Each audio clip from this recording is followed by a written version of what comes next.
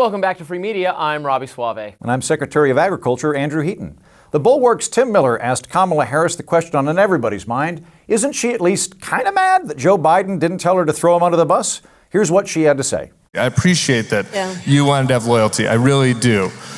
But like, his loyalty, that's a two-way street, right? And I feel like it was incumbent upon him to say to you, you go do what you need to do. If you need to throw me under the bus on a few things, you go do that, because we got to beat this motherfucker. You know, here, I just have to be very candid for the sake of my own well-being and sanity. That's not where I'm focused. Okay, at this great. point. I'm just not. All right, great. There's too much happening right now and work that we can do right now for the future. I get that. Amen. And but you wrote the book about the campaign, right? I mean, it could have. Could he and a variety of other people made different decisions? Yes. No question about it. Could it have had an impact on the outcome? Perhaps. It's textbook Kamala Harris taking forever to say absolutely nothing. B, look, she doesn't want to talk about it. But she was very candid, though. You heard her say that. I'm going to be perfectly candid. Could people have done things differently? Yes, that's the opposite of candor. She wrote a book about what happened, what took place during the campaign, and then gets the most important question about it. Don't you blame Joe Biden? Shouldn't have Joe Biden have done something differently? You didn't separate yourself from him at all. You were famously asked on The View, what would you have done differently? And you said nothing came to mind. Maybe that's because you like him, you didn't want to bash him. Don't you think you should have, and he should have, let you off the leash to do that? And she goes, I don't want to talk about that. Okay, then don't write the fucking book. Then don't do a speaking tour. Then stop talking. Robby, right now, she's not focused on that. She's focused on losing the next presidential election. I guess so. That is where her emphasis is right now. Yeah. And I wish her well in that. I think she's gonna, because she declined to run for governor of California, right? That means she's going to run for president. I don't know what else she's going to do. Why would she run for governor of California? It doesn't. That's a hard job. If you're a politician, you can't not run for office. They always keep running for office. So she's running for something. Yeah. And unless she becomes a proctor of Stanford or something like that, it means she's going for governor. Senior fellow of politics at Harvard University. That's what I thought she had in her future. Could have done that. That's what I thought she wanted to do. But no, she's been bitten by the bug, and she's going to be, and for all I know, she could get the nomination. She'll have the main name recognition. It would be great if they had an election this time. I think that would be terrific.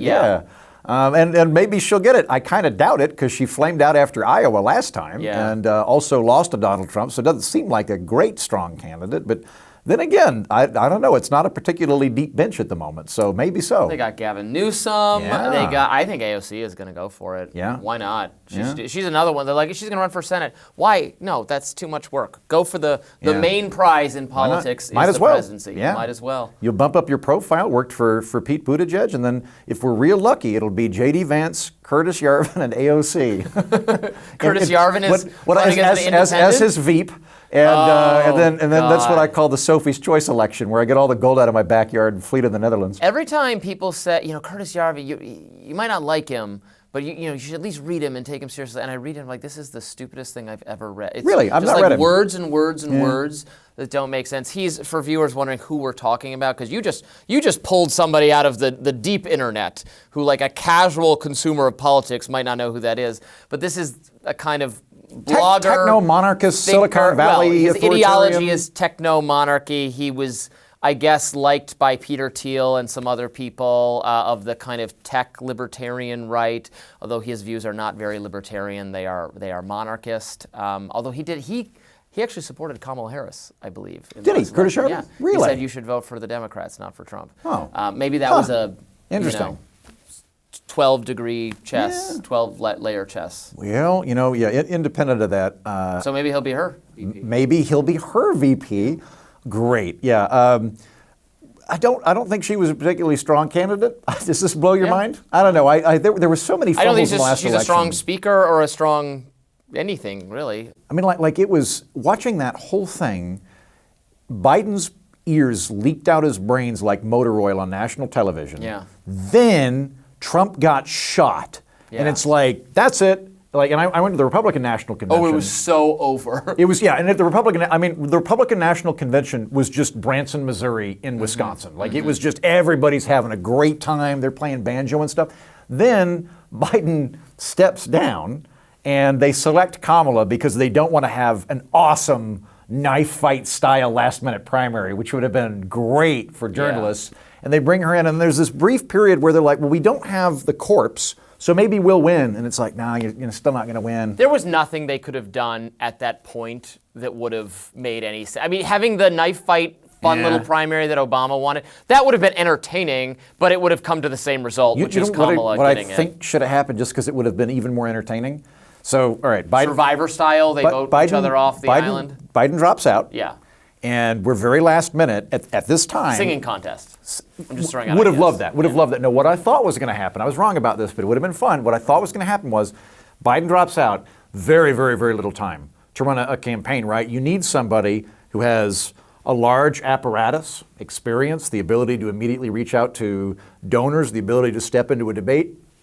Hillary Clinton. Yeah, I thought Hillary Clinton was going to be logically the one to parachute it. Plus, she's been like doing bench presses, staring at a photo of Donald Trump on her ceiling every day for the last 4 years. I really thought that was going to happen. You know that when it became clear Biden was going to go, you know that she had that thought. Oh, yes. Like, is this? I think Jimmy Carter might have had that thought. Yeah. Like everybody that's a politician has that thought. Well, for he sure would have been a did. more energetic candidate than Joe Biden by the end, unfortunately. Yeah.